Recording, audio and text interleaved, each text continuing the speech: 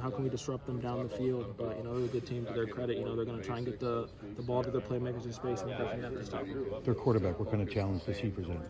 He's a tough kid. He's a really smart kid. He makes a lot of big time throws. He makes the right decision, and I think he's the engine of their offense.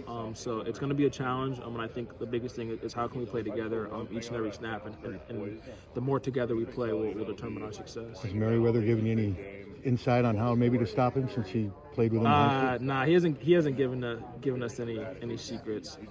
But to their credit, Dante Moore, he's a great kid.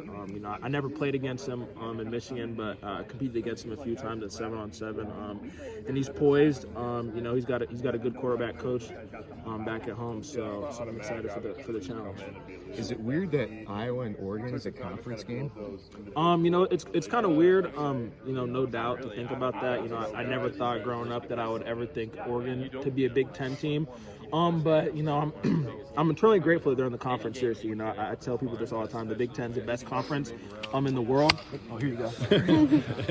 You're all good. Yeah, the Big Ten's the biggest conference in the world. It's the best conference in the world.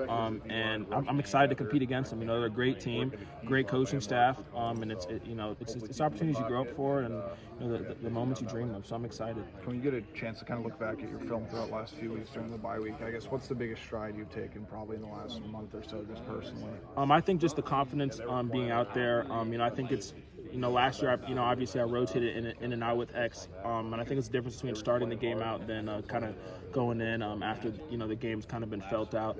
So I think just being more comfortable out there, comfortable with the guys I'm playing with, and I'm excited. We got 4 big games ahead, and I'm excited to compete in all of them. How does an extra week of rest help prepare you for a game like this? Yeah, the rest is good. Your body, kind of banged up. We had a really few physical games, in that three game stretch before. So just this is an opportunity to rest, recharge. And Oregon had a bye week too, so they're going to be fresh too. So I think it's going to be a good opportunity. It's going to be 2 fresh teams, and it's going to be a physical game, and I'm excited for it. What do you remember about playing Dante in 7-on-7? I remember, he got the ball out quick, threw a tight spiral, could throw the deep ball, and I think the biggest thing is he knows how to get the ball to his playmakers in space, and he knows, he has good situational awareness. So it's definitely going to be a challenge, but excited.